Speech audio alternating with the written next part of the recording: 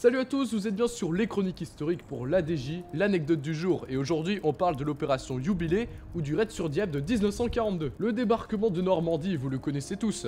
Mais si je vous dis qu'il y a eu un débarquement 2 ans avant pour conquérir un des ports français, à savoir celui de Dieppe, alors que tout souriait à l'Allemagne nazie, vous me croyez ou pas? Eh bien vous allez être obligé quand je vais vous parler de l'opération Jubilé qui a eu lieu le 19 août 1942. Contexte. Alors que les Anglais ont perdu Tobruk en Afrique du Nord et que l'URSS continue de se prendre des assauts de la Blitzkrieg, tout va mal pour les Alliés. J'ai l'impression d'avoir déjà sorti ça. Et face aux attaques répétées de la Wehrmacht et de la Luftwaffe, Staline demande désespérément un deuxième front en Europe de l'Ouest, pour enlever une partie des millions de soldats allemands qui se jettent à l'assaut de son pays. Et ça, je dois avouer, on peut le comprendre. Hein. En mars 1942 est lancée l'opération Ruther, pour qu'en juillet, les soldats français et anglais puissent attaquer et conquérir le port de Dieppe. Mais l'opération est annulée à cause de la météo beaucoup trop pourrie. Une autre est donc préparée pour août, l'opération Jubilé, mais qui est principalement constituée cette fois-ci de soldats canadiens. Le but de cette opération n'était pas de débarquer et de reconquérir toute la France, comme pour le débarquement de Normandie. Le but de cette opération était avant tout de pouvoir conquérir le port, mobiliser une partie de l'armée allemande, pouvoir tester les défenses, et donc ainsi soulager Staline à l'est. Et puis imaginez l'importance d'un tel raid réussi sur les populations alliées et surtout françaises face à la Wehrmacht. L'opération est donc lancée avec en tout 5 plages de débarquement pour 5000 Canadiens, 1125 Britanniques, 50 Américains et 15 commandos français. On pourra dire que l'important c'est de participer. Le débarquement va donc se lancer sur les 5 plages en question. À Pourville, les commandos devaient détruire une station radar. C'est raté. À Varengeville, un commando doit s'occuper de détruire une batterie côtière qui défendait le port de Dieppe. Et ils réussissent. Mais vous faites pas trop d'espoir pour la suite. Au puits, ou plutôt à la falaise du puits. Déjà, rien qu'avec cette remarque, cette histoire commence mal. Attaquer une putain de falaise, ces mecs sont complètement barjots. C'est un immense carnage. Tous les soldats sont soit tués, soit capturés, soit ne peuvent pas battre en retraite, donc vont finir forcément par devoir capituler.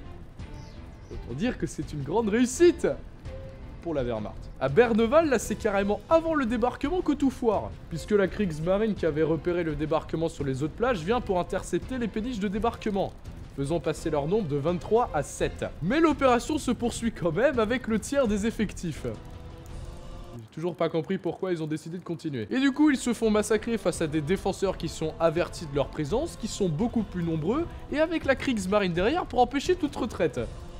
Génial. Et enfin à Dieppe, c'est le même problème en plus gros. Les troupes débarquent mais les défenses sont beaucoup trop fortes et surtout bien retranchées. Les quelques chars qui sont débarqués ne peuvent pas avancer dans la ville à cause des barricades. Et le peu de soldats canadiens qui arrivent enfin à percer le front, de toute façon se font immédiatement isoler. Et du coup c'est un fail monstrueux puisque personne ou presque ne réussira à s'enfuir de ce raid. Et enfin la meilleure blague pour la fin, ceux qui arrivent à s'enfuir de ce merdier doivent traverser la plage à marée basse.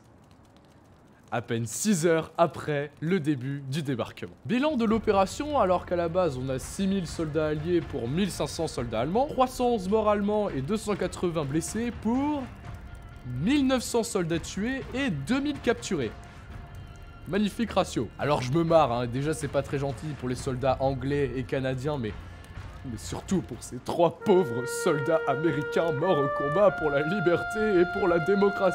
Mais ce raid aura eu pour conséquence de donner plein de leçons au commandement allié. Des leçons qui lui seront vitales pour réussir le prochain débarquement, à savoir celui de Normandie. Comme quoi, se prendre une grosse claque dans la gueule peut finalement avoir d'énormes bienfaits à long terme.